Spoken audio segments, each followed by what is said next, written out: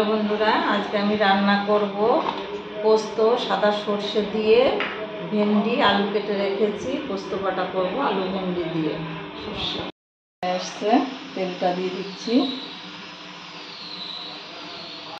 ফোড়নে জিরে দিয়ে দিচ্ছি, আলু কেটে রাখা আলুটাকে দিয়ে দিচ্ছি,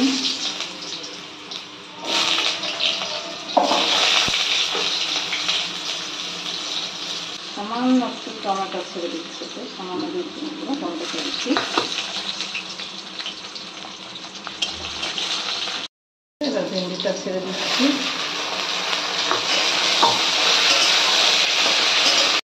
দুই চামচ নুন দিয়ে দিচ্ছি, এবার হলুদটা দিয়ে দেবো, হলুদ দিয়ে দিলাম 1 চামচ,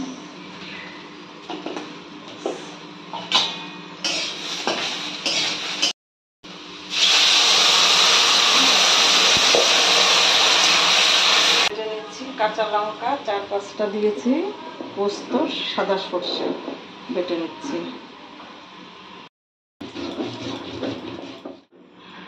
হয়ে গেছে।